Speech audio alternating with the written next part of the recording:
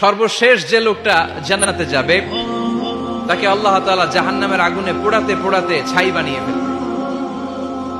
আল্লাহ বলবেন, জিব্রাইল যাও একটু দেখো, একটা মাত্র সেজদা দিয়েছে আমাকে, এরকম কাউরে পাওয়া যায় কিনা। বাটি চালান দিয়ে দেখো পাওয়া যায় কিনা।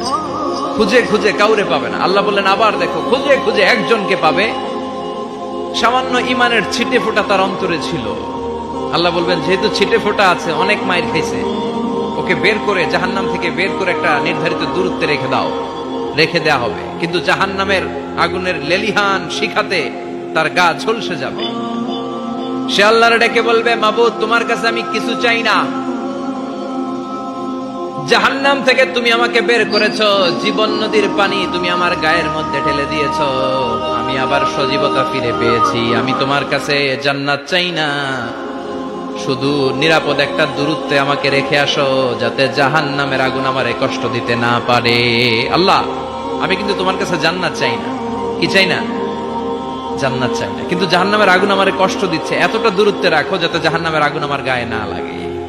আল্লাহ বললেন, ওকে রাখবো, কিন্তু আমার সাথে একটা কন্ট্রাক্টে যেতে হবে, যে এটা তোমাকে দিলে তুমি আর নতুন করে কিছু চাবা না। সে বলবে আমি রাজি, কন্ট্রাক্ট হয়ে যাবে। আল্লাহ জিব্রাইলকে বলবেন, যাও এমন দূরত্বে রাখো যাতে জাহান্নামের আগুন ওরে কষ্ট না দেয়। রেখে আসা হবে, অনেক দিন সে ওখানে আনন্দে থাকবে, আল্লাহ শুকরিয়া করবে। সে মনে মনে বলবে, বেঁচে গিয়েছি, আমি বেঁচে গিয়েছি, জীবনে আর কিছু চাই না, জাহান্নাম থেকে আমি বেঁচে গিয়েছি। অনেকদিন থাকার পরে মনে মনে ভাববে, বাইসা তো গেছি, কিন্তু নতুন করে একটু ট্রাই করে দেখি, জাহান্নামের সৌন্দর্যের দৃশ্য একটু চোখ দিয়ে অবলোকন করা যায় কিনা। সে আল্লাহরে ডেকে বলবে, আল্লাহ ইনদি সুআল, আমার একটা ফরিয়াদ আছে। কি ফরিয়াদ? আল্লাহ আগেই বলে রাখি, আমি কিন্তু জান্নাতে যেতে চাই না। আল্লাহ বলবেন, কি চাও? সে বলবে, আল্লাহ তোমার জান্নাতটা তুমি কত সুন্দর করে বানিয়েছো, আমি একটা নজর শুধু দেখতে চাই। জান্নাতের দরজার সামনে নিয়ে যদি আমারে বসিয়ে রাখো, দ্যাটস ইনাফ, আর কিছু চাই না, শুধু জান্নাতের দরজার সামনে।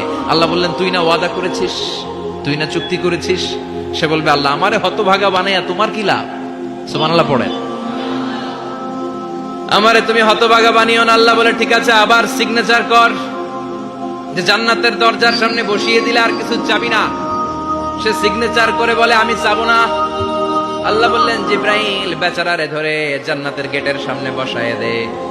এবার জান্নাতের গেটের সামনে বসে বসে জান্নাতের সৌন্দর্য দেখা শুরু করবে। সুবহানাল্লাহ। এমন সৌন্দর্য যেটা চোখ দিয়ে কেউ দেখে নাই, কান দিয়ে শোনে নাই। ওই সৌন্দর্য চোখে দেখে, কান দিয়ে আওয়াজ শুনে, মাগার ভোগ করতে পারে না। অন্তরে জ্বালা আছে না নাই? এয়ার কন্ডিশনের রুমে ঢুকতে না পারলেও, এয়ার কন্ডিশনের রুমের দরজার বাইরে দাঁড়ালো, এয়ার কন্ডিশনের রুমের একটা ঠান্ডা বাতাস গায়ে লাগে না? কথা বলেন তো। ও যখন জান্নাতের দরজার সামনে দাঁড়াবে, ওর গায়েও এরকম জান্নাতের ঠান্ডা বাতাসের হিমেল ছোঁয়া গাটাকে শীতল করে দিবে। ওই শীতল হয়ে যাওয়ার পরে আর তো সহ্য হবে না, আবার আল্লাহরে ডাকবে। মনে মনে ভাববে, আর একটু ট্রাই করি না, দোষ কি, আস্তে আস্তে অনেক দূর তো আগাইছি। সুবহানাল্লাহ কইবেন না?